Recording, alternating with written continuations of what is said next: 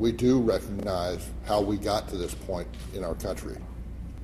And our goal is not to widen any gaps, not to create a chasm that can't be crossed. Our goal is to continue to work with our community, communicate with our community, and to build trust. Tulsa, Oklahoma went through one of the very worst racial events in our nation's history. We're not going to do that again, not in our city. That's not going to happen. Our police department and our community will not allow that to happen. And I just want to assure everybody that we're going to redouble our efforts to make sure that we have a good relationship with our community and that we talk these things out. As I said earlier, there's a lot of angry words and there's a lot of good reasons for that. Some of them the police department can do nothing about. So socioeconomic reasons, historic reasons. But I promise you, we will do everything that we can do on our part to make things better in this community. And like I say, we are taking some precautions. We're monitoring some things to see if we have any outliers, any groups that would be proponents of violence against our police officers. Obviously, we would be remiss if we didn't monitor that. Right now, we've had nothing to indicate that in Tulsa, Oklahoma.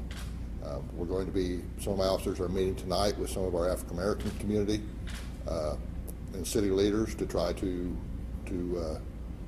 make sure that everybody understands what our stand is, and our stand is we are guardians and protectors. So I say I just want to alleviate fears that there's going to be some kind of retaliatory action by the police here, or we're going to be so defensive that we won't be effective in our community relations. That's not going to happen in Tulsa, Oklahoma. We have better quality police officers than that. We're going to continue to reach out to our community. We're going to continue to do things that make us better, and not things that make us worse. So I'll take any questions. Can you explain the importance behind building the relationship between the community, specifically with minorities? Because, you know, a lot of folks are saying we can't trust any police officer. Yeah, and I think if you look at that, that's not fair. If I look at that's very prejudicial. It's saying that all police officers are a certain way. That would be like saying all Chinese people or African American people or white people are a certain way. It's just not true. You know, I think you don't. I'm not going to resolve this by standing up here and talking to you. My officers on the street, one-on-one, speaking to the citizens that they serve, are the ones that's going to resolve it. It's communications. It's what it always has been. That's how you build trust, and we're going to do everything in our power to continue that communication. From what I understand, there's a rally or something that's going to be happening tonight in Tulsa.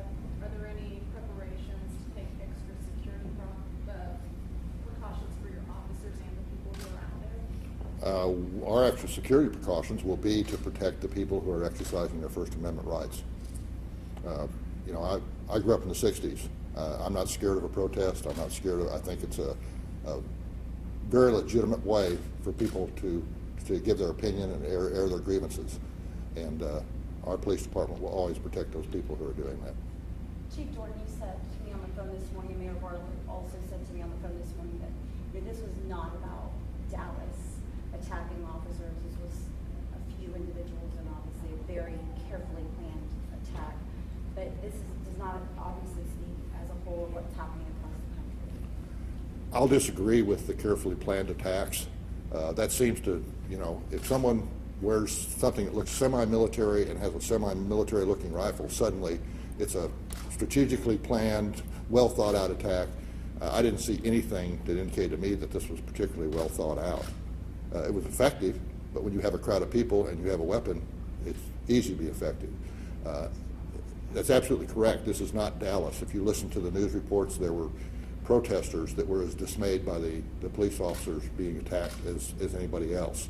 There were actually comments that the police officers treated them very good and that they were glad they were there. So, you know, this is about airing some legitimate grievances, and we have a couple people who I'm going to call psychotic thugs that chose to use violence to air their grievances or whatever they had going on in their head. I know that you said that you'll have officers meeting tonight with members of the African American community. We know that there's a planned rally tonight, but we've seen any rallies here in Tulsa, remained pretty calm. Oh, we've been very fortunate. We, the people, has been very professional, and they've been successful by being professional. We've never seen any indications of impending violence or anything like that in any of our rallies. And like I say, I'm always going to be a supporter of rallies and protests as long as they are peaceful. You made a good mention, and Mayor Bartlett also said that this does serve as an important reminder of the Tulsa race riots. And you said, we're not going to have that again, but obviously that's always in the back of our heads. It is, and I'll be quite frank, the police department didn't do their job in 1921. They didn't protect the citizens that they were paid to protect, and that's not going to happen today, I'll guarantee it. Chief Jordan, can you expand upon the emotion that you feel as a police officer, you've been law enforcement for decades, as well as your colleagues, when you see Dallas play out, and kind of how that resonates with you this morning? Well, first of all, Dave Brown is a friend of mine. I went to Israel with Dave. We've gone to Dallas Cowboys games together. We meet at major city chief conferences. We've had a lot of long discussions, and so I'm hurting for him. I know what he's going through. I know the pain he's got to be feeling. I've been a police officer since 1969, and something like this always is just a knife to my heart. It just really hurts, and because I realize that the families behind, that are waiting for their husbands and their fathers to come home that aren't coming home, and it's hard. It's hard to watch this, especially if it's your troops. We've gone a long time without losing the Tulsa police officers, and I hope we go a long time more. But this is especially in this area. You lose a brother or sister officer due to an illness or something. That's bad enough, or to a car wreck. That's bad enough. But when it's intentional and it's murder, it makes it even tougher. Chief, you've referenced the mood in the country, and obviously this attack didn't happen in a vacuum. What are your thoughts on the videos that have surfaced, and also that come with the two police-involved shootings that took place in Louisiana and Minnesota this week? I'm not privy to that. I don't know what happened there, nor do you. I mean, your thoughts, your response to how... I have not. I don't know anything about it. I don't know until the investigation's over. I will always say that. I will always say that, because I know video can be very deceptive. I know that, especially if it's in the hands of somebody who's narrating at the time, it can be very emotional, and they can make it look like more than it is. I'm not saying either of these videos are that way. I'm just saying that I'm very skeptical of just looking at a video without looking at the other evidence, making a decision. So I don't know. I've not been in touch with either the authorities in Minnesota or in Baton Rouge, so I couldn't tell you. I will say this. I think the vast majority of the time that body-worn cameras are good for our officers. I think they protect our officers. They also provide great evidence. They also give us transparency to show our community. I think Muskogee was a perfect example. My opinion, the chief of police in Muskogee handled that incident perfectly.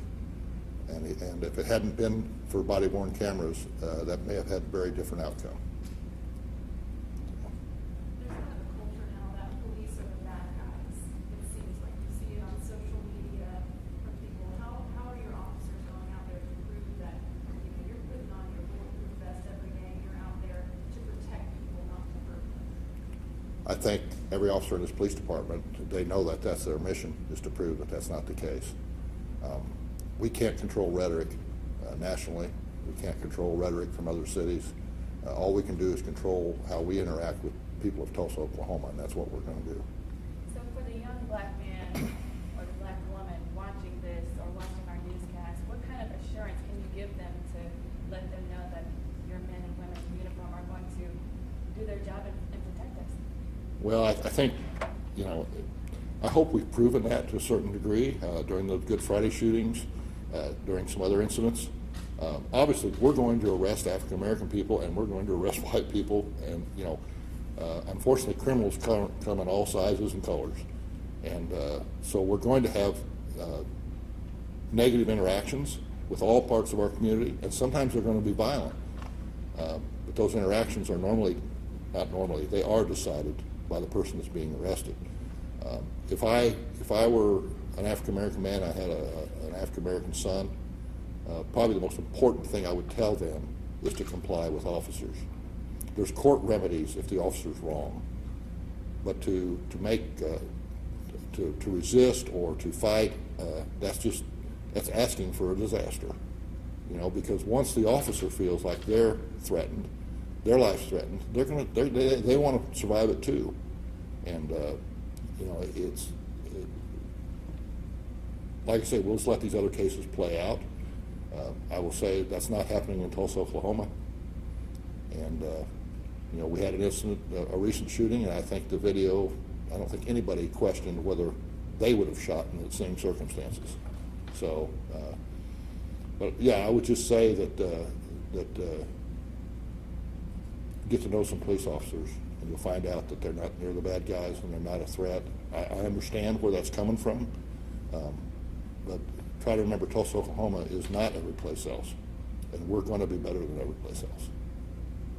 Chief Jordan, you mentioned the precautions and some situations that you guys are monitoring. Are you able to expand on what precautions you all are taking, just to ensure the safety of your officers? Obviously, No. Okay. Sorry, Okay. it's intelligence-based stuff, and no, we're not going to discuss it. After Dallas, are your officers any more nervous going out on the streets? Of course they are. Of course they are. And it's going to take them a day or two to be completely comfortable again.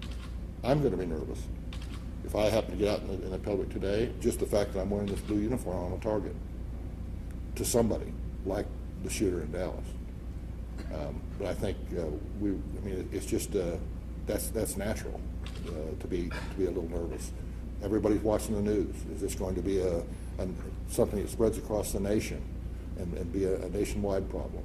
I personally don't think it is, and I don't think it's going to be one in Tulsa. But I don't think they're going to be so nervous that they still won't reach out to their community and do what they're supposed to do. Chief, do you think this might lead to maybe some counseling or some more training to help prepare for? I guess you can never really prepare for the unexpected, but are there going to be some measures in place? Well, I don't know what kind of training you do.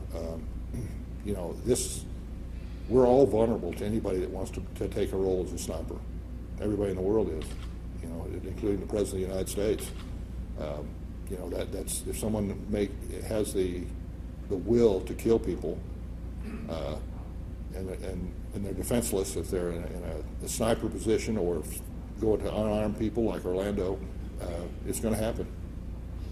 It's going to happen. And if there's not guns, they're going to use machetes. And if there's not machetes, they're going to use something else. I mean, this is about a psychosis that these people have. It's not about what weapon they use.